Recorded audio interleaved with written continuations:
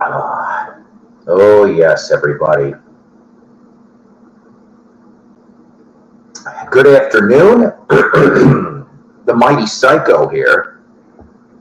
Always powered by coffee each and every time. That is and always will be, as long as I'm alive, the mighty Psyko promise.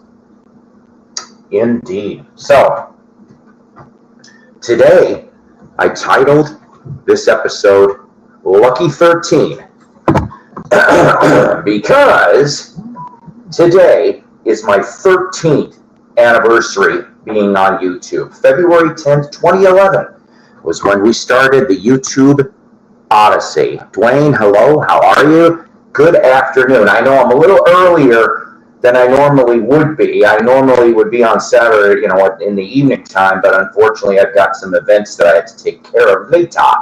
So I did promise that I was going to be on here today. So I'm looking at, 60 to 90 minutes at the most.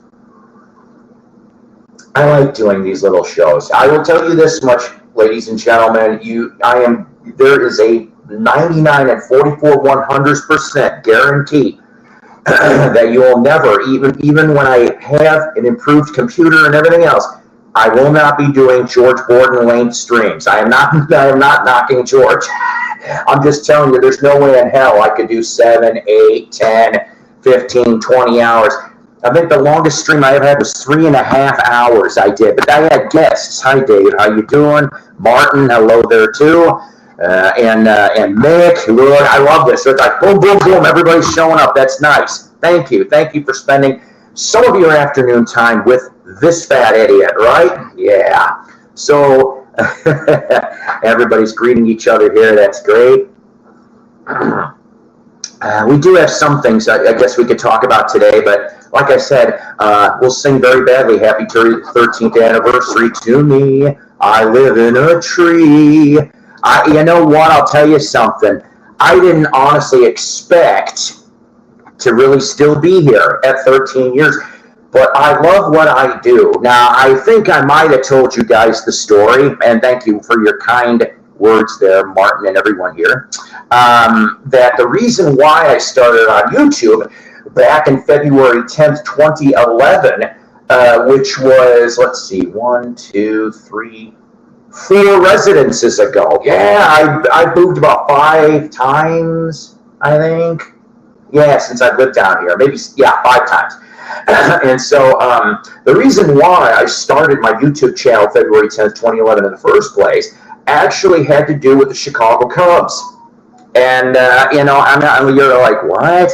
Well, I thought I was going to be moving back to Chicagoland in 2011. Silly me, right?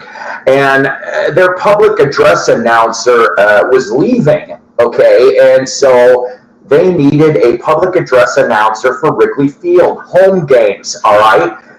I love the Cubs. I've always loved the Cubs. I would have been like a pig wallowing in his own shit being able to be the public address announcer for the Cubs. Now batting third. Yeah, so, but of course, that didn't happen. I did make it to like the finals or semifinals, if you will, though. So I wasn't eliminated immediately. So hey, I take pride in that. So since then, and shortly after that, I'm like, I came up with a show called The Etc. Show with Paul Pease. That's a long time ago. Okay, and that was a dumb little silly take on current news events, and I would put a little humorous spin on some of that stuff.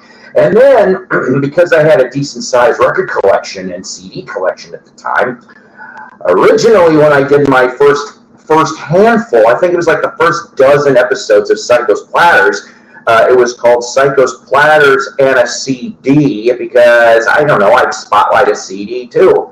And then I just dropped the CD part and just went to Psycho's Platters. So that's what I've been doing all this time. Now, I think today, including today, is show 714. Yeah. So I guess in a way I'm the Hank Aaron of the VC. See what I did there? Because he had 714 home runs. I didn't say every show was a home run, mind you. I just said that it's whatever. So, speaking of that, I've got a little bit of stuff planned, but not too much. New subs, I did get a couple more. Thank you very much. Piccolina the cat is the only one that's showing up on my sub board. You guys are watching, though. I'm going to tell you right now my watch times and everything. Hey, you guys are watching the dang show, and I appreciate you for that every chance I can. But if you haven't liked and subbed, please do so if you are so inclined to this channel. We're going to talk about a personal appearance, in March that I'm making at a record show. We'll talk about that in a minute. Yeah. So next thing on my list. So yeah, new subs. I wanted to apologize, and I apologized to him in his video last night, but I wanted to make a public apology to Chris Profi. Okay. Listen, guys, I'm going to tell you something. This is not a secret. I've told you guys this before, that I have about over 1,000 channels that I subscribe to here on YouTube. Now, I try to do the best I can with notifications, but on a whim, I happen to look at Chris's, because I'm looking at the monkeys tag. See, it's a small commercial per second too. That if you haven't seen the monkeys tag, the monkeys vinyl tag that I created last month, go take a look at it. It's 5 questions. It's not much. But Chris made a video, a response video, but it didn't come up in my notification feed. So I apologized to Chris last night, and I stuck Chris's video in the playlist along with Rachel's and Joe Mayo's. See, that's what I was talking all about. Let's see. Yes, Paul C. The VC is a nut house. Tell me, have I been lifted by men in white coats? They're coming to take me away. Ha ha. Ho ho. Hee hee to the funny farm where everything in life is beautiful. And I can weave baskets and, and okay, Martin, I get what you're saying on this, okay? And I can understand that there are a handful of channels, that I think the music takes the minority of their broadcasts. I'm not going to name names. You people aren't stupid. You know what I'm talking about. You know who I'm talking about. No, I know that. I completely know that. Showing off the purchases, that's what I do. Okay, so showing off the purchases, is not the problem. It's not. Even if you've got the money to go off and buy these URHQ sets or whatever, that's your money. You do what you want to do with it. It's none of my business what other people spend their money on. And they show it. I have always said that the VC, in a way, is junior high school all over again for the drama department. And B, the VC and YouTube is a glorified show and tell. Remember when we were kids in elementary school and maybe even into junior high, we had show and tell. This is a glorified, advanced version of show and tell. And but you see, I try to at least put a little info behind it because I like doing that. I have always said someone very, but you know what? Okay, and in the Spotify, I can understand having that for the portability. I have a Spotify account, so no big. I have a Spotify account. Sometimes I'll listen to it on the road when I'm out. But when I'm here, when I'm here in the casa, it's vinyl and CDs, and the radio once in a while. The radio is shit down here in Northwest Arkansas.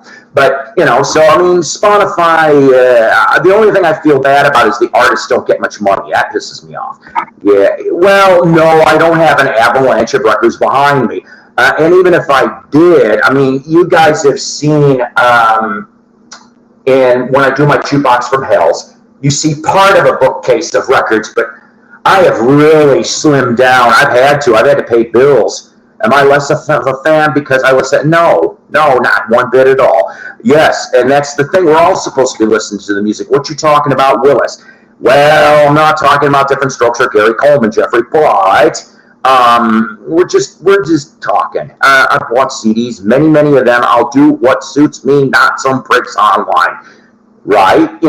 Listen, I think truthfully, if anybody's getting, I love it when people suggest in the VC. I love when people recommend in the VC. That's a learning experience. The vinyl community is supposed to be a learning experience for everyone, okay?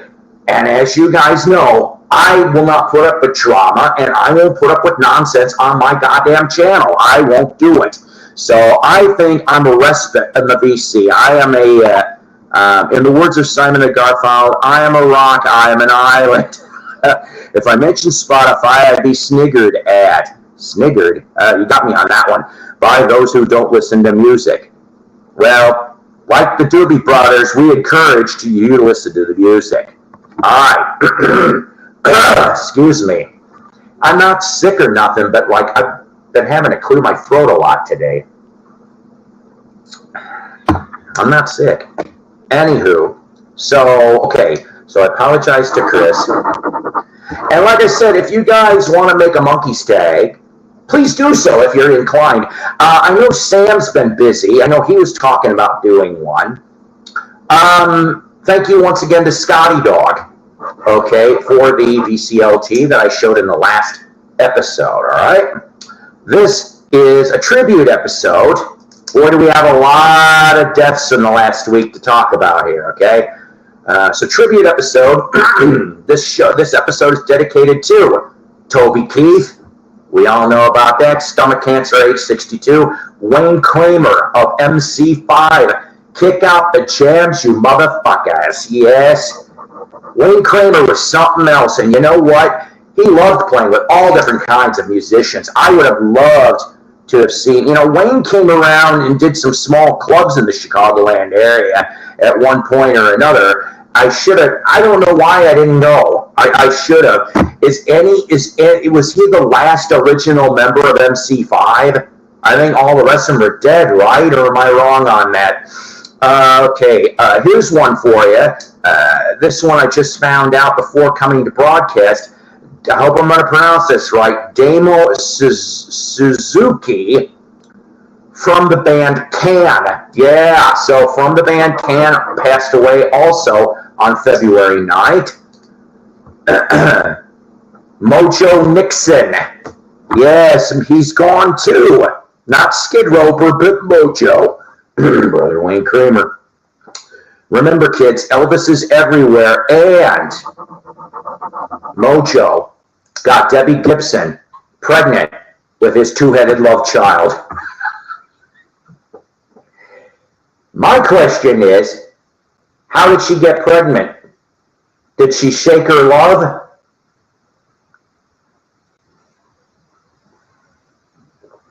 I think she did.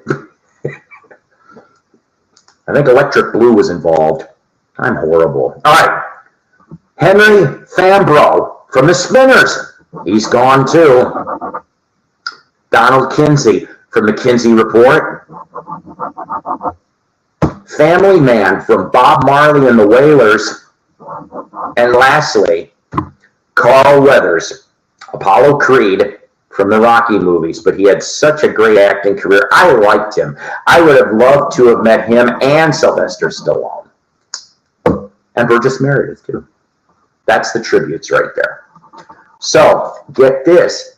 I happen to have brand spanking new vinyl finds. And vinyl finds, 2 book finds, and a DVD set find. And I'm going to show you some signed CDs that I don't recall ever showing. Oh no, my executive producer got home from Joplin. Kate's got COVID. Oh, I am so sorry about that. So there went the Okie trip. I'm glad you're up here, Donna, because I'm going to mention something. Speaking of Joplin, we'll talk about that in a minute. That's a great segue. Oh, I'm going to have to look into that, Jeffrey. I am going to have to look into that. I'm writing this down. You guys give me really good suggestions. See, I wrote it down.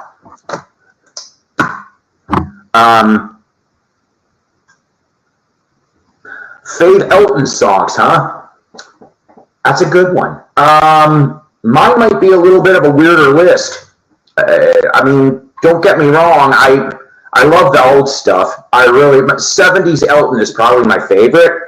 But saying that, okay. Philadelphia Freedom.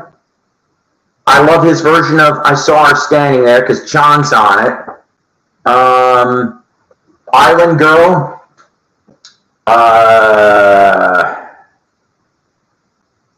The original Candle in the Wind, not the lazy knockoff with Princess Diana. Yeah, I'm sorry, it was a lazy knockoff. I don't know why he just didn't create an original. Anyways, Can't Buy Me Love. Mama Can't Buy Me Love. I love that song. Spinners are in the background on that song, by the way, in case you guys didn't know that, from the Tom Bell sessions. From the album Jump Up, I love Ball and Chain. Ball and Chain is a great song. Pete Townsend on acoustic guitar. That was one of the last recording sessions Pete did before he went and, well, kind of did a rehab thing. And, you know, let's see, what else? Passengers, that's another nice one. I like that one, which has a little bit of a South African rhythm to it. Sacrifice makes me cry every time I hear it because I think of my kids. And I Want Love, which I thought that video was something else. That was in Elton's mansion and Robert Downey doing the video appearance. Baby's got blue eyes. Now I've heard of Gang Wars, but I didn't. I never came across any of their. Now I had Kick Out the Jams, and I had Back in the USA. I still may have Back in the USA, but I think I ended up selling Kick Out. I think with cream. So, how many kids do I have? 5. I have 5 kids, 9 grandkids, soon to be 10 next month.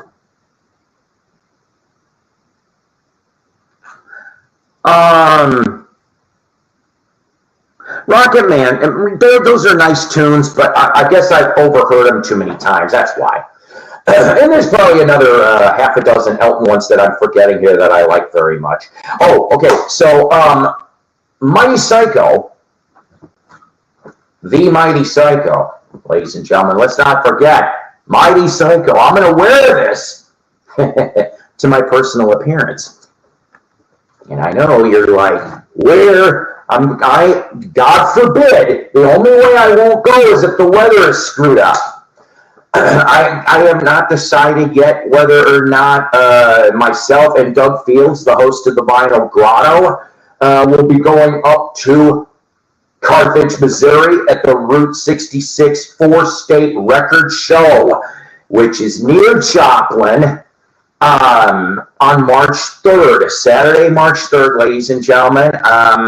Barring anything stupid, it's either hopefully going to be me and Doug, or maybe possibly me and Donna Jo Cat Lady, because she doesn't know anything about this. She's finding this out now. But it's a fun little record show, I have been told. I heard this is going to be a show that's got more dealers in that place than they've had in a very long time. So that's going to be fun. And there's an added musical bonus that I just found out yesterday. There's going to be a dude from Edmond, Oklahoma. Okay, now I don't know where Edmond is, but he is coming from Edmond to Carthage, Missouri, as one of the dealers for this 4-state record show. He's a drummer in a very popular 90s and 2000s, 2000s and 2010s rock band. Mr. John Humphrey, the drummer of Seether, will be there at that record show selling records. Yeah, that is official. He's locked in. So Mr. Psyko has got to bring a couple Seether CD booklets to try to get signed. He has been drumming for Seether for over 20 years. He is on everything but the first album. So I think that's cool. I you know what? I need to talk to John. Hopefully John will be able to put up with me for a little bit. And then maybe, who knows? Maybe he could be a future guest on this idiot show. That's right. So, March 3rd, Carthage, Missouri, 4-state record show. If you are anywhere, Northwest Arkansas, Southwest Missouri, I heard it's not too far away from Pittsburgh, Kansas. Come on out. You finally might get to see the mighty Psyko. We've tried this twice already, and weird things happened, and hopefully, knock on wood, we will do this. Speaking of, hello, I can't stay, but I heard you call my name. I just got home, so I was cruising and saw you up, wanted to make an appearance. Thank you, my friend. Like I said, barring anything stupid, we will work on our little project Monday, okay? I don't know when. We'll talk about it later. I'll DM you later. I'm thinking looking at Monday afternoon or early evening. That looks like the best answer for me anyway. What coffee am I drinking right now? I actually ground up some beans earlier today. I got it on clearance, $2.50 for a 17-ounce bag of Starbucks Holiday Blend. So everybody leaves the whole bean there because everybody wants to ground, right? But I have a $3 grinder, a Braun. Still works, knock on wood, for about a year now. And so I will grind up just enough I only grind up about 3 pots at a time so it stays fresh. And then I put it in an old Folgers. So Starbucks Holiday Blend right now. Hey, John, how are you doing? Donna is saying hello to Doug. Yes. So, yes. And you know who Donna is, of course, Doug. You've met her once or twice. But yeah, so the drummer of Seether will be at the 4-state record show in Joplin/Carthage and selling records. And so, yeah, I got to get my Seether CD booklets and try to get them signed. I also hope to get some business cards. I want to construct some business cards between now and then so I can start handing them out to almost anybody and everybody. So I'm going to shut up on that part for a minute, and we're going to go to vinyl finds. We're going to do that first. About 5 albums, buck a piece. Couldn't really screw this up. You're going to laugh at the last one. I can tell you that because I laughed at the last one, all right? Hang on a second. Who's okay, good. I've had lots of people talk to me today. Yes, as Ed McMahon would say. Yes. Oh, great one. All right. In no particular order, it's whatever the hell is here. So, buck a piece, really decent shape. There was some other ones that I just teared up slightly because I was like, the condition wasn't really justifiable to buy on some of the other ones, okay? Because, I mean, they weren't like really rare or nothing, the other ones I had to leave behind, but it was just stuff I never had before, but I knew they weren't going to be playable. I never saw this album, and and this is a textured cover, by the way. You can't almost really see it because it's in green, but it says the best of David Crosby and Graham Nash on ABC Records. Here's the front, here's the back, and for ABC, you are talking this label, okay, with the note sitting there. You are looking at, this is 1978. It is nice and minty. Let's see here. Comes with here we go. I'll show you. neat little, there they are on the force, they're gone. Oh, it's a magic act, da-da-da-da-da-da. All right. Did Stills and Young show up? Did Young come back to get revenge on David Crosby? Oh shit. See, wait a minute. I said bad things about Daryl Hannah. Oh shit. All right, I'm sorry, one more. Just a song before he's gone. See what I did there? That was horrible. That was fucking horrible. I don't know how you people put up with me. I really don't. But let's see who's on this thing, because they actually have sessioners here. Sessioners, yeah. All right, David Lindley. All right, you guys know who David Lindley on slide guitar. Let's see, who else here? Now, Craig Dirge I've heard of before, but for the life of me, I don't know. Jackson Brown's on here. That's on the song Love Workout, the Wall song. Bill Kreutzmann from the Dead. I hope I'm pronouncing that right. Phil Lesh from the Dead. Jerry Garcia from the Dead. All three of them are on the Wall song, right? That goes back to 72. Wild Tales. Remember that Graham Nash album? So you've got John Barbata, who, of course, he was in Jefferson Airplane and the Turtles. He's on drums for that one. Lindley's back for that as well. Carry Me. You've got some really good classic session people. You got Russ Kunkel, Leland Sklar. You also get James Taylor on acoustic. Out of the Darkness. Just about the same lineup, except David Lindley on slide. Side B, Southbound Train. You got Johnny Barbata again. Chris Etheridge, of course, from Flying Burrito Brothers. He is on bass. Jerry Garcia on lap steel. Laughing. Once again, you get Billy, Phil, and Jerry from the Dead. As an added bonus, Joni Mitchell is on backing vocals with Graham Nash. The song Chicago, Jerry Barbata, Chris Etheridge. On background vocals, you get Rita Coolidge and Clyde King. We've heard of her and Vanetta Fields. They're classic singers. Bittersweet, your classic, once again, Russ Leland, Danny Korchmar's on that. Carole King on electric organ for that track. And lastly, To the Last Whale. Oh, talking about one of my ex-wives. Ooh. Just about the same lineup as the previous track, except James Taylor back on acoustic guitar. And string arrangements by Jimmy Haskell. Very fun. I can't wait to listen to that. Royce, how you doing, Roy? Please sub to Royce, ladies and gentlemen. He has such kick-ass, and here's the thing, Royce, okay? I don't know if I could have really ranked those Zeppelin albums, all right? I mean, it would have been real tough for me.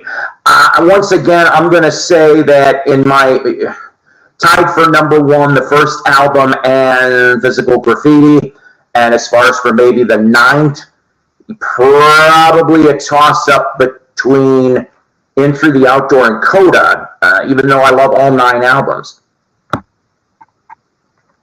Royce is being friendly. I love you guys. All right, next album. This one here, White Label Promo, from a band called Fool's Gold. Now, this one here, so it's on Arista, okay? I'm trying to remember what year this is, so forgive me.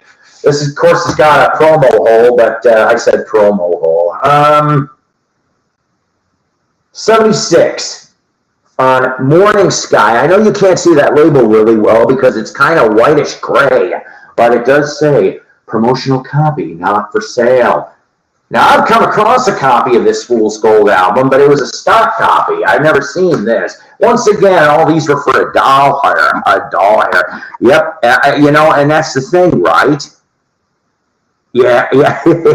You know what? Me too. So, who's on Fool's Gold? Maybe you've never heard of him. That's quite all right. Firstly, let me tell you, this is produced by Glenn Johns, Glenn Fry, Joe Walsh, Yeah, you guys, some big heavy hitters are producing some of this stuff, okay? So, so you got here, yeah, Joe Walsh is on Coming Out of Hiding, doing a nice slide guitar, electric guitar type stuff. Rain Oh Rain. You got Don Felder on high string guitar. So that's two of the Eagles right there, right? Choices. That's just got their regular band members. Rolling Fields and Meadows. Another one, regular band members. Sailing to Monterey is your regular members. Side 2, I Will Run. Don Felder's back on that one on acoustic guitar and mandolin. Old Tennessee is the regular band. One by One. Strings are by Jimmy Haskell on that particular track. The Way Love Grows is your regular band right there. And then lastly, I can't talk. Love Me Through and Through, written by Dan Fogelberg. Yeah, and strings by Jimmy Haskell. So, a lot of fun stuff here. So you got 3 Eagles.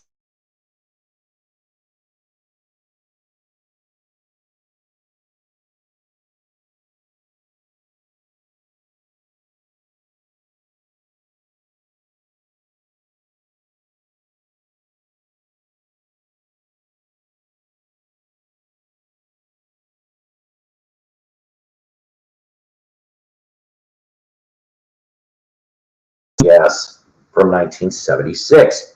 There we go.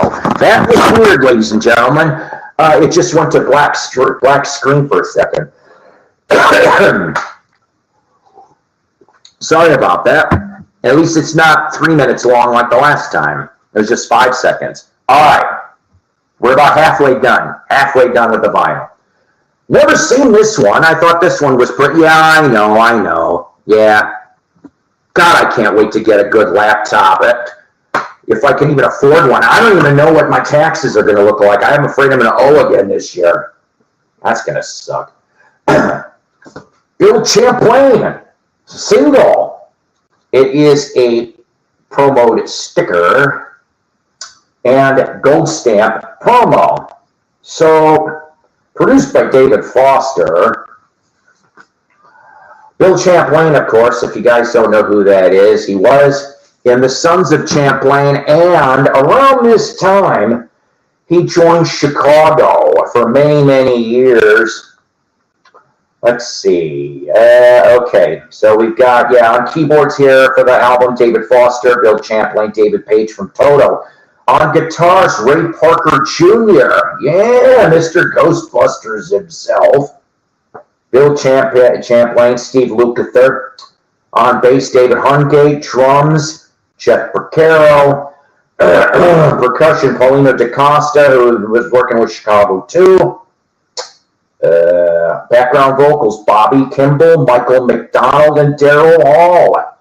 Synthesizer programming, Steve Porcaro. Horns arranged by Jerry Hay, and also he is involved on that too. And so we have all kinds of fun. All kinds of fun here on Bill Champlain's single. Let's see. Yeah, okay. It is on a Full Moon label, and it does say demonstration not for sale. So that's pretty damn cool, I think. This next one I was really kind of surprised I found. We talked about this man in an episode of Jukebox from Hell when he helped to write all the songs for the 1969 Four Seasons album, in Genuine Imitation Life Gazette. We are speaking of Mr. Jake Holmes. That's right. Jake Holmes, so close, so very far to go. I think this is neat. I've never really heard much of really Jake Holmes, okay? There is really no session information on here. I like the Polydor sleeve that this comes in, because this is on Polydor. All right. I'll show you here.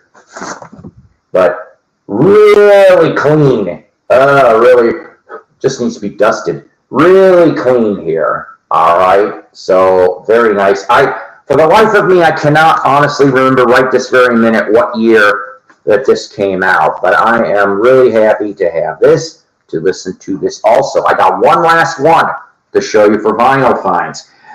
This one here, you might laugh just like I did, because I couldn't believe I didn't even know this album existed until today. You love Star Wars? I love Star Wars, at least the original trilogy. The rest of it, not so damn much, but I was a trooper. I wasn't a Starship Trooper, but I was a trooper, and I saw all 9 of those movies. Yeah. But the original trilogy will always be the best. So, I can't believe I'm showing you this. From 1980. 1980. Christmas in the Stars. Star Wars Christmas album featuring, featuring the original cast, R2-D2 and Anthony Daniels as C-3PO. Boop, boop, beep, boop. Yes, Merry Christmas, R2. Beep, boop, beep, boop. Maybe he beep, boop, boop, beep, beep, beep, beep, beep, beep, beep. Hey, Robbie, how you doing? Leanne, how are ya? Been a while since I saw you here. I'm glad. Welcome. I've got that Jake Holmes out for bucks. See, same here. Looking for the one with Dazed and Confused. Me too. I want to hear it. I mean, I've heard it on YouTube, but I want that album too. You're right. Hey, Royce. Yep, Star Wars Christmas LP. I didn't know this existed. Now, I should say, I need to describe this a little better, all right? So, it says on the album, white label promo, by the way, and kind of in, just needs to be just dusted off a little bit, but it's near minty, and it's Miko. So you remember Miko was the Cantina theme from this first movie, right? So it says Miko, Christmas in the Stars, Star Wars Christmas album. Yeah, so 1980, like I said. Why does the name Denny Randell sound familiar to me? He is all over this thing in regards to the publishing of this. Denny Randell. Is it spoken word or music? I don't know, Leanne. I haven't had a chance to play it. But I mean, there is music on here. I'll explain why I know that much in a second. So on the back here, you get, and I'm just going to, by the way, co-produced by Tony Bon Jovi, a.k.a. John Bon Jovi's uncle. Uncle. All right. And I thought Miko was the name of a band, but in reality, it's Miko Minardo. That is what his name is. So side 1, Christmas in the Stars, bells, bells, bells, the odds against Christmas. What can you get? Oh, God, a Wookiee for Christmas, parentheses, when he already owns a comb. And we finish side 1 with R2-D2, we wish you a Merry Christmas. I'm scared. I'm scared already, ladies and gentlemen. Side 2, Sleigh Ride, Merry, Merry Christmas. A Christmas sighting, 'twas the night before Christmas, and the meaning of Christmas. Now, is there anybody on here we would know about? On drums, Alan Schwartzberg. My God, what album wasn't Alan Schwartzberg on in the 70s?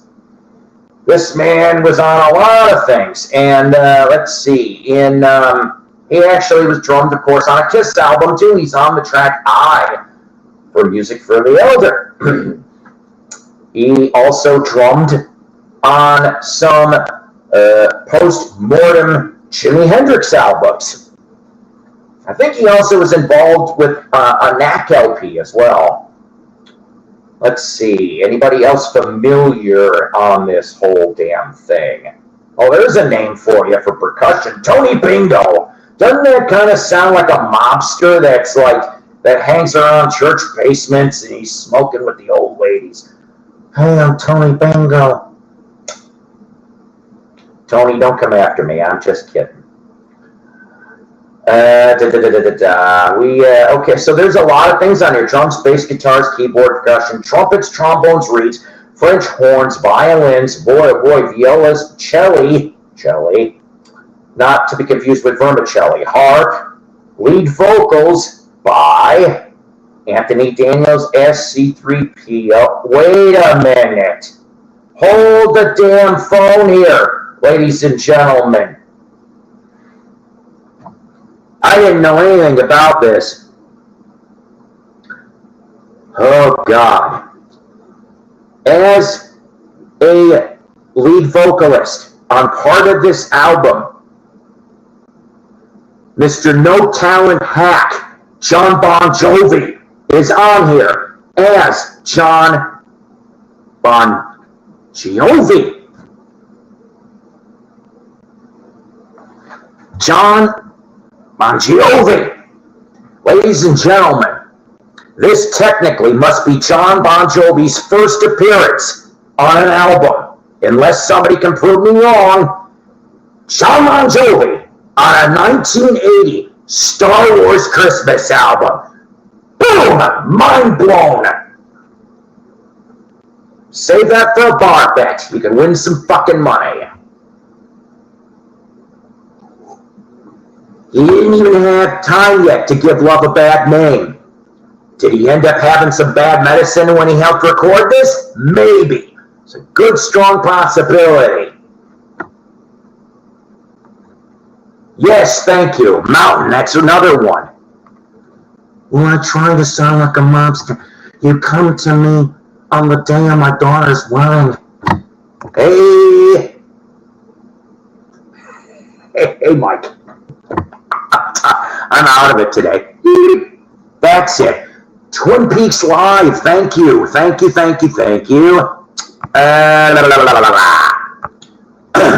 Bon Jovi, then Bon Jovi marked his singing debut. Oh, okay. Thank you, Leanne. R2D2, we wish you a Merry Christmas, along with Denny's son Scott, who sang in the kid chorus.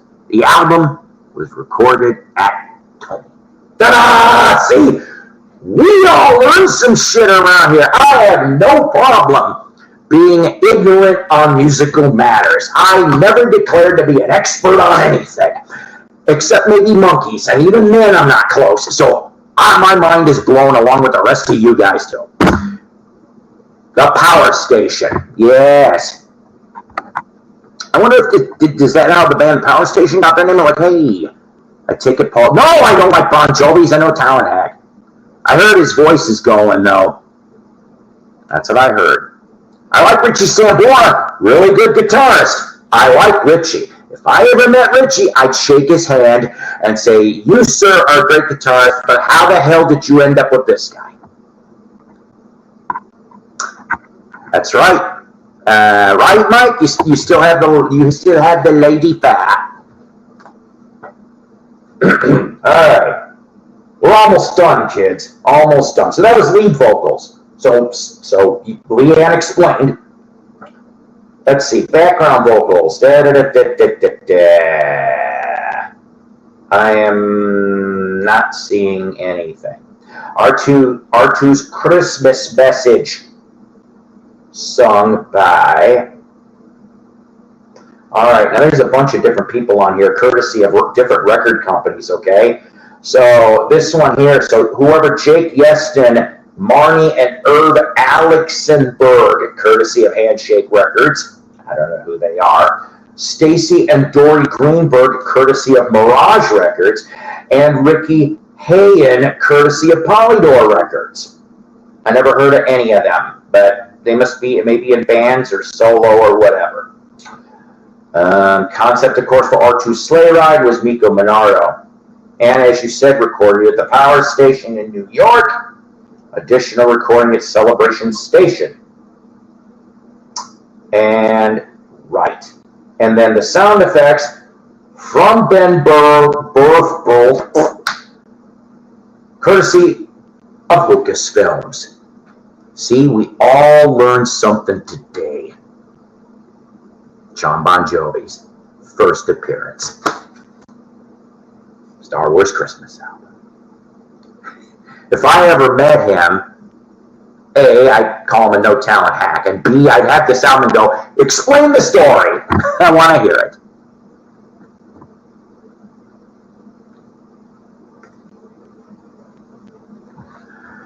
Long distance. You know, okay, so you know that song from Sade, Smooth Operator? I'm like, I'll change it really. I'm a fucking nut. I'll go, hard long distance, hard long distance. See, I already lost 2 people from my bad singing. Mike, I know you'd be taken off the market. Good guy, Mike, good guy. Da-da-da-da-da-da. So as far as I can tell, it's spoken word and music, but talking a minority. Nice. I'm probably going to spin it over the weekend here, or maybe Monday. It's all good. I get what you're saying. Leanne, something like Nilsson's The Point. And by the way, guys, I am looking for a copy of The Point, okay? Not the Nilsson, because I do have the Nilsson's The Point, but I'm looking for, it was a UK edition of The Point with Davy Jones and Mickey Dolenz doing the parts. I'm looking for that. It does exist. I think it was 1977 or 78 on vinyl in the UK. Mike's a charmer, I'm just going to say it. A real ladies' man, I bet. Just one lady in particular, Marty. That's all it ever takes, just one. So that was the vinyl find. My DVD find. I'm happy to find this. As soon as I get done watching all of this, I either this is one that I probably am going to let Donna Joe Cat Lady borrow, because I'll need it back so I can give it to my Illinois bestie, Kathy Emmer, because she's a big fan of the Dean Martin Celebrity Roast. This is 6 discs. I said discs. I'm totally hooked. And she likes me a lot too. You know, that would be nice, Terry. You know, seriously, maybe 7A will reissue it. I'd like that. Grant, another awesome damn channel. Go sub to Grant. Go sub to Martin. Go sub to everybody that's got a damn channel. All right? Grant's a good guy. He did a AOR listening party the other day. I got to listen to about 30 minutes of it before I had to disappear. So 6 discs now. It says all on here. It includes 12 complete celebrity roasts. All right. So I remember watching some of these originally. Okay, they started in 1973, or excuse me. The Dean Martin show started in 73. It was the final season, but they started doing some of these specials, which were the roasts. So basically in 1974 to about 84, there was 54 different roasts, and Dino hosted all but one of them. Don Rickles did one. So this 6 DVD includes 12 roasts, like I said: Bob Hope, Johnny Carson, Jimmy Stewart, Sammy Davis Jr., Jack Benny, Lucille Ball, Dean Martin, Kirk Douglas, I'm Spartacus, Michael Landon, Jackie Gleason. How sweet it is. Don Rickles, ya hockey puck, and Joan Collins appearing as roasters, throwing zingers at the men and women of the hour. John Wayne, Dom DeLuise, Rich Little, Muhammad Ali, George Burns, Phyllis Diller, Art Carney, Betty Davis, with her Betty Davis eyes, Florence Henderson, that's right, Hot Mrs. Brady, and Bob Newhart, Don Rickles, Milton Berle, with it, hopefully his big schlong doesn't land on the table, Jonathan Winters, and many more. And 2 hours of bonus features, I say 2. Bonus comedy sketches featuring Dean, Tim Conway, Ted Knight, and others. 2 rare Dean Martin TV specials, Dean Martin's Red Hot Scandals of 1926, featuring Dom DeLuise, Abe Vigoda, Jonathan Winters, and also Dean's Place. 3 featurettes, Legends of the Roast, The Art of the Roast, and King of Cool. Rare home movies of Dean and Friends, and interviews with Don Rickles, Betty White, Rich Little, Jackie Mason, Tim Conway, and Ruth Buzzy. All on this damn set. 5 doll hairs. That's all I paid for this 6 DVD bit, and the discs are all nice. This one here from Time Life Star Vista, released in 2013. Could not pass that up for the life of me. Let's see. I got one D Martin Rose, got it cheap. There's a lot of them out there. They'll do single discs. I've seen them for $1. And I've given some of them to Kathy. Yeah, there's best of twos. Hi, Grant, he says. Jerry Lewis, Ribbleflavin always said that out of the public eye, Martin was just as funny as Lewis, if not more. You know, truthfully, here's the thing. I wish Jerry would have appeared on one of those roasts. One. You know, even for a few minutes, I think that would have been funny. Okay, especially after the forced yet uncomfortable reunion in '76, courtesy of Frank Sinatra on Jerry Lewis's telethon. I think Jerry should have shown up at least for 5 minutes on one of those roasts. I can't stand Jerry Lewis, but I like Martin and Lewis. Does that make sense? Ribbleflavin. I'm horrible. 2 books. 2 books. A Twist of Lemon from Jack Lemmon's son, Chris. I never seen this before. I like Jack Lemmon. Do you guys like Jack Lemmon? I thought he was cool. I liked him from the 50s stuff to The Odd Couple to Grumpy Old Men 1 and 2. Oh, my God. The best parts was Burgess Meredith and Take the Boat to Tuna Town. Oh, my God. All those things he said. Let's see if I could show a picture. There's not many in this book. All right, well, here's a favorite picture. Pop and me at work together on That's Life. All right. This one here. Let's see. He loved his golf, I guess.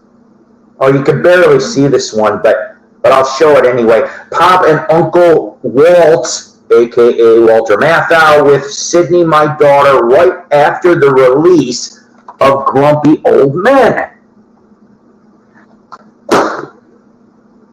Twist of Lemon.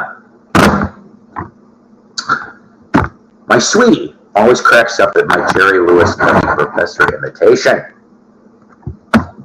Love the roasts. Really gave it to... Yes, he did. I remember that episode. Paul must go. Thanks. Delighted for you, man off. Thanks for popping by, Martin. Seriously. Take care and have a great week. Now, I'm not much into college football, okay? Maybe some of you people are, okay? I mean, where I'm at, it's the Razorbacks, the Arkansas Razorbacks, okay, who I just found out are going to go play a game in Paris, France. I just found that out today. I'm like, what? Whatever. I don't care.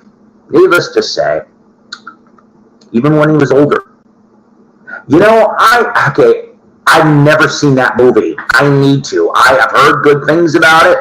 What's one of the lines? Coffee's only for closers. That's the only line I know about. So, who liked Florida State University? Okay, so I found The Bowden Way, Bobby Bowden. Okay, why did I get this? Because it's autographed. That's why. I only spent $2 for this. $2. This book came out in 2001. So I'm guessing he autographed it right around that time. Signed Bobby Bowden for you Florida State University fans. All right. Now, there was a few things. Like I said, I found some signed CDs I want to show you. This first one, we talked about a little bit. We touched on it back in late December of last year. Don't go away, please. I'm going to get some more coffee. I appreciate the 13 of you that are here right now. I had up to 16. I did. Some of you guys are, you guys are awesome. All awesome. I could not ask for anyone better in the VC than my audience. That's a fact. That's the fact, Jack, as Bill Murray would say in Stripes. I said not to go nowhere. One of you disappeared. Nobody listens. Just kidding. You got characters on YouTube spending many hundreds to attend some. Now look, I would like to attend a Beetle Fest, okay? I would have loved to have met Mickey Dolenz again. Several people I know got to meet him. I'm a little more jelly because they got to spend a little bit of time. I didn't get to spend much time with Mickey, and I'm not gonna lie. I'll show the pictures someday. Back in 2010, me and my friends, we went off and well, we kind of did a no-no. I think they've gone off and got smart now. Some of these fests.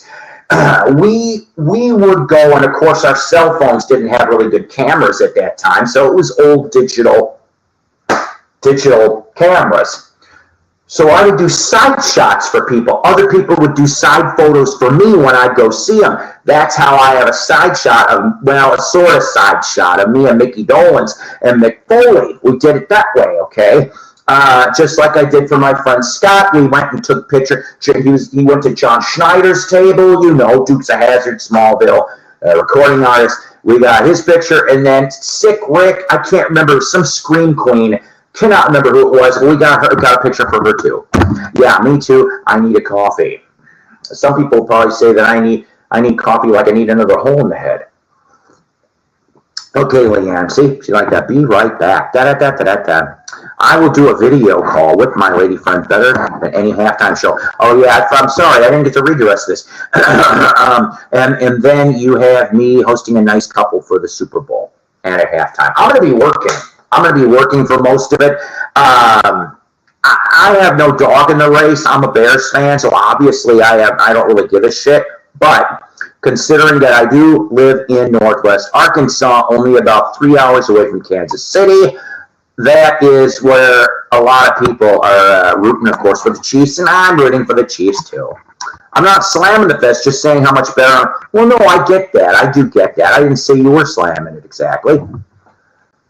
Eventually, though, I do want to go to one Beetle Fest. I'll probably go to like the Chicago one because I kind of know I can navigate a little bit better over there. But I should have started doing that shit in the 80s because a lot of the people that I wanted to meet are dead. Either that or real sick and they can't attend to some of these things, you know. I think I would have loved to have met Pete Best. Sure, I don't care. He was a Beatle for 2 years. All right. He's still a Beatle. I don't care. Would we call Jimmy Nicol a Beatle? No, he lasted for what, 2 weeks? Would we call Billy Preston a Beatle? No, he was only on. But Pete Best to me was a Beatle. Yeah, never ever had a bet against Taylor Swift. I'm a Pats fan, so I just want to see a good game. Can I ask you something, sir? If you're a Pats fan, do you feel a little deflated? See what I did there? That was a bad pun. I burned a bad Patriots fan with that one last week. All right. So back to the original story as to these signed CDs. I only got maybe about 5, okay? Just 5 today. So the thing is that, so Mary Ellen Meyer, you know, my late bestie at one point, girlfriend, fiance, you know, she went to go see, and I got the pictures. I'll probably show them soon. I did find the pictures of her meeting John Anderson. I think Rick Wakeman's also in the picture too, or Trevor Rabin. No, I think it was Wakeman was in the shot too. So actually, it was a Anderson Rabin Wakeman show, not a John Anderson solo. But so she was able to. Yeah. She met John Anderson and I have a poster signed, and then I also have this signed. Now I know you're like, what? I guess this is his autograph. At least for the last few years, it's a fucking scribble. Whatever. But needless to say, this is from the original pressing of Thousand Hands because it's been reissued. All right. Again, I don't know why it was reissued, but it has been. So this one here was What year? Doesn't tell me what year. I know this was a few years ago, okay? Jess has been gone for 5 years, so I know that it was. But, so, I mean, if you've never listened to Thousand Hands, it's a quite interesting album, actually. And there are so many people on this thing. Oh, my God. Let me see if I could just read off a handful to you, okay? Steve Morse, Rick Derringer, Pat Travers, Steve Howe. Yeah, he shows up on a track he actually made nice. This was after John left or got pushed out from Yes. So that's Steve Howe. See, this album supposedly was over a course of about, I want to say 15 years. That's how come you get Chris Squires on here on bass also. Tim Franklin from The Firm, Stu Hamm from Satriani. On drums, Billy Cobham, Alan White, Carmine Appice, they're all on here. Keyboards, you got Chick Corea, Jonathan Cain, of course, from Journey. Then you got some violins and cellos and percussion. Ukulele even. That's funny. Tim Franklin's on here for ukulele too. Some trombones, trumpets, saxes. Oh, Charlie DeChant from Hall & Oates, if I remember correctly. He was in Hall & Oates band. Ian Anderson from Jethro Tull is on the flute. Tower Power horn section. Lots of fun. Let's see, background vocals. You got Bobby Kimball from Toto, Tim Franklin, like I said earlier. Yeah. Solar Choir. I'm not seeing really anybody interesting for that one. Voices of, oh, I don't know what the hell that is. I can't even remember. Lindahl. Crossovers. So yeah. So all kinds of people are on this damn album. So, Thousand Hands, John Anderson, signed by him a few years back. It's a CD. It's a CD. I bought that album with Anderson and Vangelis, friends of Mr. Cairo. I like that song, damn it. I think his work with Vangelis is very underrated. I need to find that Mr. Cairo album, though. I don't have that. Got it when it was new. Hey, Lisa. I love the pink hair, by the way. You know, she is one of the beautiful people in the VC. Thank you very much on the 13. I know he wants back in Yes, and you know what? Steve's being a dick, okay? I don't give a shit what anybody says. Steve is being a dick, okay? And I also feel bad about Alan White when he died, and then I'm like, I don't know. Okay, with Chris Squire, finally let him back in. I don't know. I heard Chris was headstrong too, but Chris isn't around, so I can't speak for him. How many original members are still alive? John Anderson and Tony Kaye and Bill Bruford, right? Yeah, Bill Bruford was so three. Bruford's retired. I think Tony Kaye is still doing stuff, and thank God John still is too. John and Bill and Tony Kaye, yeah. No, Rick showed up in 72, right? Yeah, because Tony's only on the first 3 Yes albums, the original 70s stuff, okay? No, Rick, I think, am I wrong on this, guys? Didn't Rick come from the Straubs, right? And then jump to Yes, or am I wrong on that? Let me know in the comments. Then I got this. I thought this was so cool.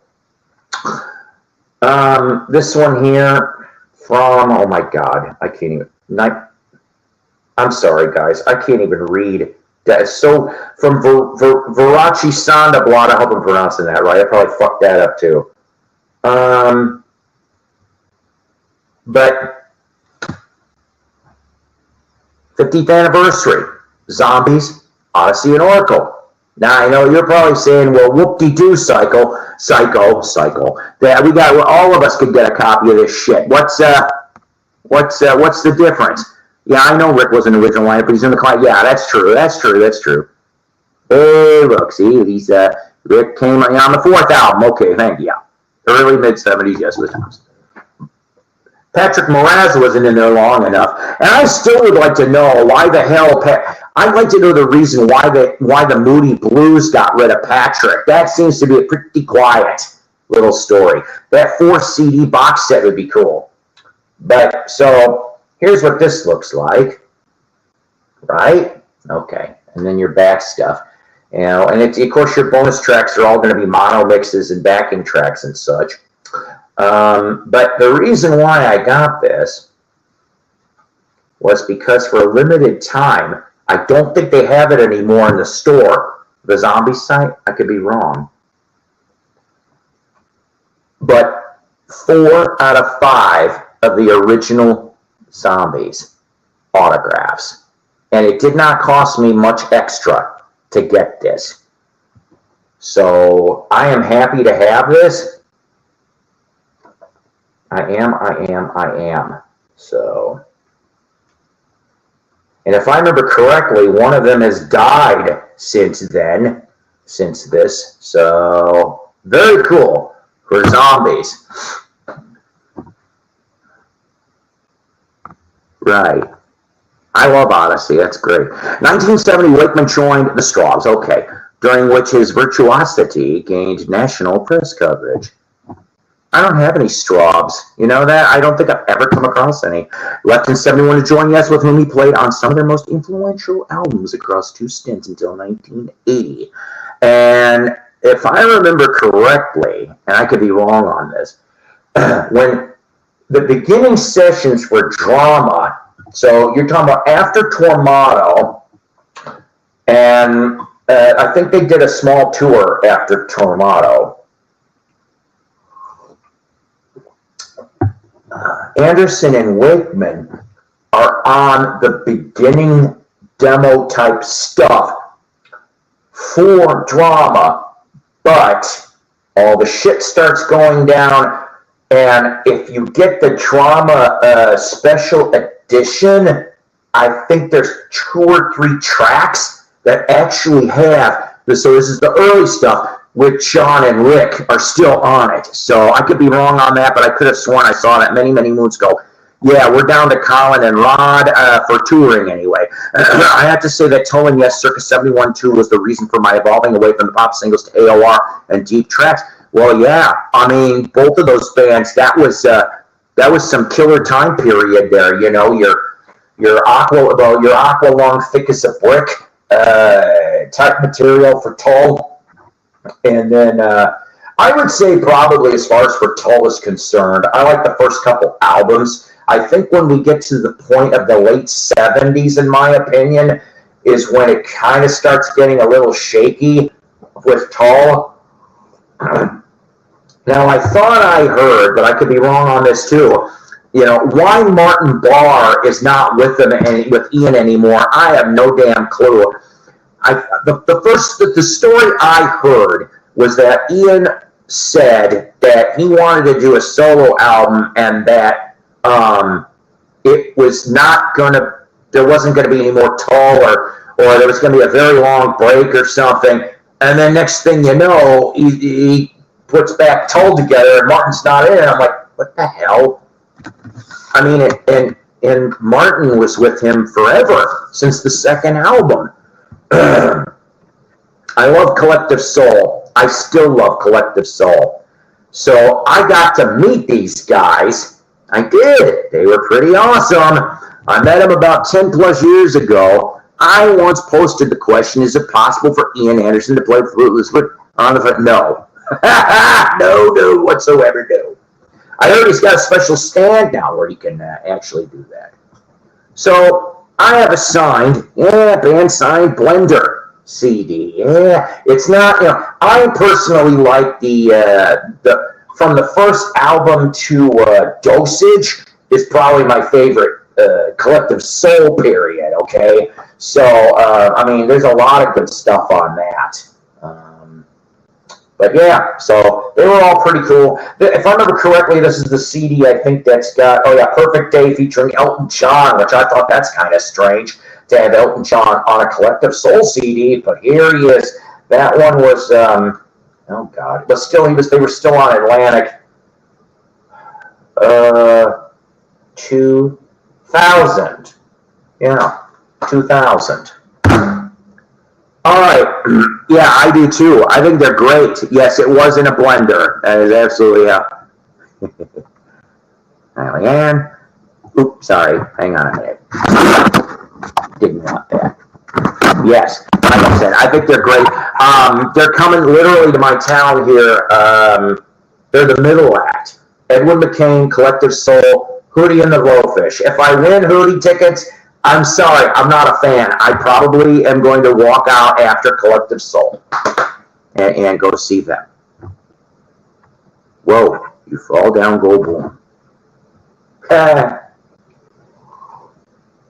accidentally pressed something which put all the letter keys. That's why I did that. All right, so I don't know if you people know who the hell this next band is, but they were very popular. They came from Oklahoma, if I remember correctly on this. But they broke up. These guys aren't around anymore, and I really kind of liked them, to be honest with you. I didn't get to see these guys in concert. My next door neighbor is related to one of the band members. Like, I think he's uncle. Cross Canadian Ragweed. Now, if you know who these guys are, good for you. If you don't, go check this out. But this is band signed to me. I was like, very awesome for that. That's okay. I'm always going to stay psycho till I'm dead. Thank you. So, Cross Canadian Ragweed. Let's see.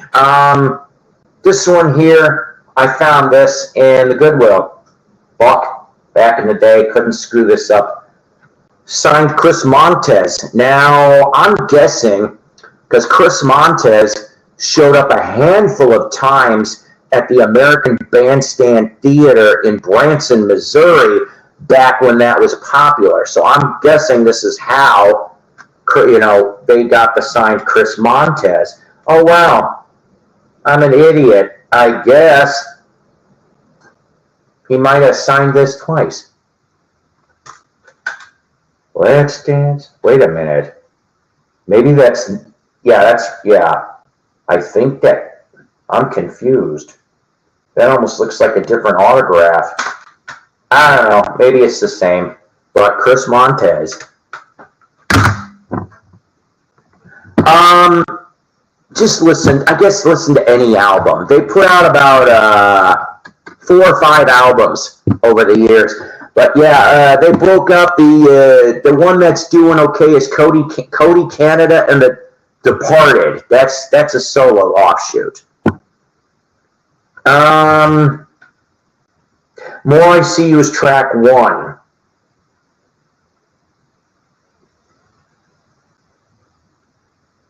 Wow. Let's Dance is not on here. Very, very strange. This is on A&M too, so I can't understand why Let's Dance isn't on there. More I See You, Call Me, Day by Day, Fly Me to the Moon, One Note Samba, Time After Time, Going Out of My Head, Sunny, Yesterday, Our Day Will Come, Fooling Around, Because of You, I Didn't Know What Time It Was, Once I Loved, Girl Talk, Where Are You Now, The Face I Love, Nothing to Hide, I Will Wait for You, and Love Is Here to Stay. There's no Let's Dance on this. Sad. All right. Last signed CD for today, anyway. Another Goodwill find. Now, I'm going to confess, I haven't listened to this yet, and I only know a little bit about him. But I think he's from Australia. Oh, okay. Yeah, I'm gonna have to listen to that. I never heard that one. This one was signed October 1st, 2013, because he dated it. Tommy Emmanuel, Little by Little. This is a 2-discer. I said discer. And, but yeah, so it looks like that. And then branches off to look like that. So, signed Tommy Emmanuel. Yeah. Okay. Oh wow, we're at 1:15 already. Nice. Nice. Yeah. Like I said, I think he's from Australia. He really good on the acoustic and the electric, so I'm told. He came here once for a concert around the area, but the tickets were a bit expensive. Who's coming here this week? I didn't know about this till a day or two ago. David Foster's going to be playing here at Walton Arts Center in Fayetteville. He'll be here this week. Let's see. What other concerts?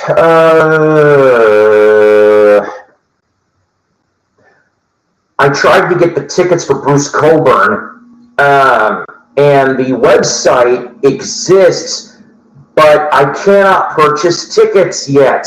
Remember I said I was going to try and get tickets for Bruce Coburn. He will be here in Rogers, Arkansas in May. He is doing a small tour, and he's from Canada, of course. He's been doing records since 1970. He did an album last year. I need to brush up on my Bruce Coburn. I hope I get to meet him. The theater is getting remodeled. That's why it was shut down for the last 4 to 5 months. And I'm guessing the ticket office must be shut down too, because I can't seem to get in to order tickets. I don't even know how much they are. Hopefully not too ridiculous. But that'll be in early May here in town. Trying to remember if there was anything else. I got some wrestling shows to go to. Yeah, I pulled the trigger on the tickets for Ozark Mountain Wrestling for Rogers. That is the organization that is run by Ivan Warsaw, who for 2 years, I think 2012 or 2013 or 2013, 2014, he was known as Knuckles Marsden, and he was in NXT for WWE. And so hopefully I can chat with Ivan the next time I go see him next month. That would be nice. And then March 30th, down in Springdale, Arkansas, Mid-South Wrestling is going to do a show there. The only two, well, there's 3 people mentioned so far. The big one is RVD. That's right. Rob Van Dam will be here in Springdale, Arkansas, formerly of ECW and WWE. And I found out he was in 2 movies. I want to find the DVDs to Three-Headed Shark. That's one of them. The other one, he was the supporting actor for Dave Bautista. Thank you very much. Once again, another of one of my favorite audience here. Very, very cool, sir. So Rob Van Dam will be one. Brian Cage will be here also. He dabbled with AEW. He was in an organization there too. I forgot already who the hell it was. But yeah, he dabbled in AEW. I think he dabbled in NWA. No, not the rap group. And a few others. He actually did a match, I think, a week or 2 ago in Memphis. I saw part of that video. And then lastly, there's a tag team that's going to happen. This is a little weird. One of the tag team is Big Stack 3. Never heard of him. The other one that I never heard of is Little Scrappy. He is a rap artist that has been around since the 2010s. And he had one album on a major label. It was on Reprise in the mid-2010s. And he also, I think, was in a show called Hip Hop Atlanta or The Wise of Atlanta or something. He shows up in a couple episodes. He is going to be in the tag team. I thought that's funny. Rap singer and wrestler. That's right. Little Scrappy. Not to be confused with Scrappy Doo or Shaggy, which we know who that is, or Scooby-Doo for that matter, too. I'm just jerking chains, ladies and gentlemen. Hopefully Little Scrappy won't get me with a Glock, but I'm horrible. Anyway, so that will be the two wrestlings in March. So I'm looking forward to those.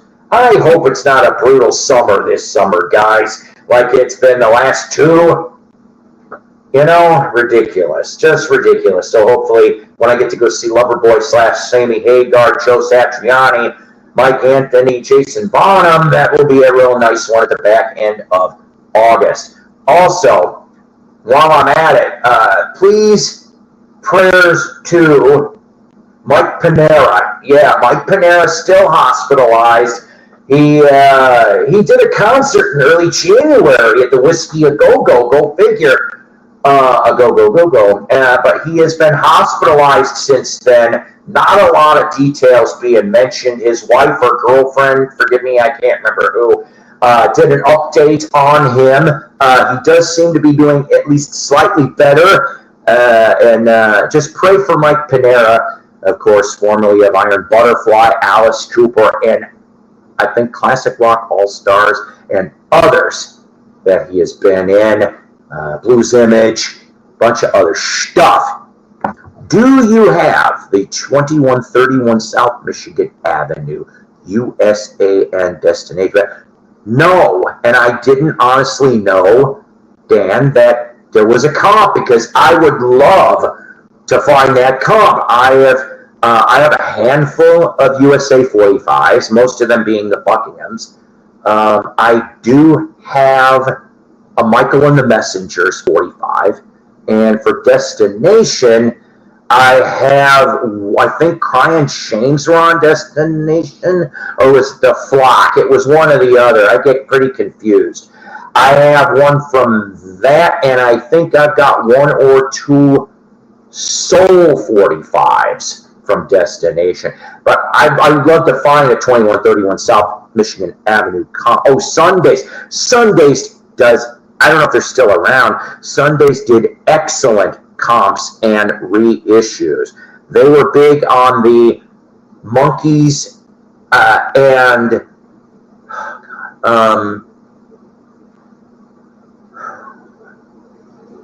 now I'm tired. Knickerbockers. They did some comps for that. Yes, the Boys, Buckinghams, Crying Shames, etc., etc., etc., etc., etc. The Bees. Mike DeFoya has his own band, and he's got a new album out. And the Boys, that's right. I love the Boys. By the way, I did get a response from Mike DeFoya. I asked him last week, I said, any chance that Midwest Kids, the unreleased second album, 1980 Epic Records, would ever get released? He goes, nope. That was the one word. Nope. And I'm like, damn it. So if anybody out there happens to know where there's a bootleg of that second album or what, I would love to listen to it. I tried looking for it on YouTube, but still around. Me or whatever. I don't know, Terry. I'm kind of out of it today. It's okay. I mean, I had to go deal with a couple things. I saw some friends I haven't seen in a while today. I was supposed to go see one of my kids and my grandkid, but that didn't happen. I think the grandkid's sick. So, yeah. Let's talk one last thing before I wrap this up, because we're almost at 90 minutes.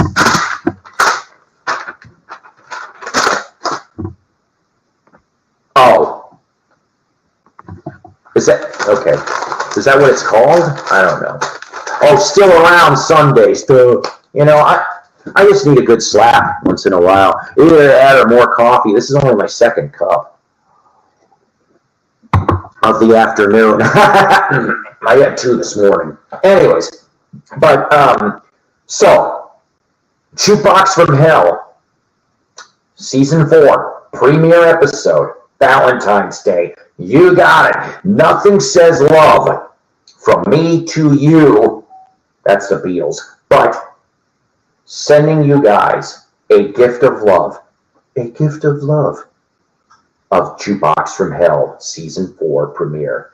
I will give you one teensy-weensy hint. One. It is a very popular 70s band.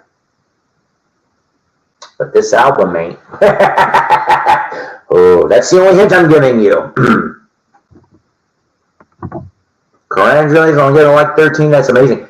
Thank you, Leanne. And you know what? I'll tell you something. I didn't expect to still actually be here in the YouTube and the VC. I'm very thankful to be able to do the live streams. The only thing is that I really, really miss having you people on with me. You know, up on panel. I miss that shit so much. Because, I mean, you know, I know you guys are listening and you're giving me comments, and I love that. But I really miss you people. I coming up on screen too. You know, I'll always respect my peanut gallery. I love my peanuts. I know that's what certain Rach calls them, but I call you guys that too because you are the peanut gallery. I love you guys. You guys are part of the show. You guys contribute. You guys add things. So what I'm getting at, though, is once again, like I said, we're going to start this on Valentine's Day. I do have the first 4 episodes, because this will be another 10-episode season for Season 4, but I do have some wiggle room for requests. If there is any albums you would like me to review, look at, analyze for Jukebox from Hell, I will gladly. Oh, thank you so much, John. You guys are great. Davey, thank you. Seriously, Davey. I really love my people here. I do. And like I said, you guys have helped make this a great show for 13 years. I've learned a lot. I've met a lot. You know, stuff like that. So, but if, you know, and so remember though, the criteria, the 3 points of Jukebox from Hell, it doesn't have to be all 3. It's got to be at least 1. Either the critics hated it, the fans hated it, or it charted really low or not at all. It's one of those 3, or all 3 are criteria for consideration of Jukebox from Hell. So far, we have had 2 albums that are definitely in that jukebox. 2. And 2.5, technically, out of all the episodes we've done. And so, will this one gonna be this 70s album from this 70s band? Is it gonna be quality Jukebox from Hell record? Maybe, maybe not. But we're gonna find out, and we're gonna investigate deeply. I've already been going researching. I've been writing down stuff, and I've been starting to listen to this album. I found a still sealed copy. A still sealed copy for $4 hairs. I wonder if I spent $3.99 too much. We will find out. On Valentine's Day. I love you guys very, very much. And like I said, I'm about ready to wrap this up. I want to thank all of you people for being here. I want you guys to have a great kick-ass week. If the Super Bowl is any form of your interest, have a good Super Bowl party tomorrow. Like I said, I don't really give a shit, but go Chiefs, I guess. You know, can you show the Bees LP again? Yeah, hang on a second. I'm going to take your comment down so you can see this. So, the Bees, BZZ, here's your front. This is called Get Up. To my knowledge, this has not been reissued on CD. I could be wrong. This thing says also on cassette. So vinyl or cassette. All right, here's your back. This is not the gold stamp. I have a gold stamp promo copy. This is signed by Mike Tafoya. I didn't get to meet him, but a family friend got it for me. But that's what you'd be looking like for your Epic Records.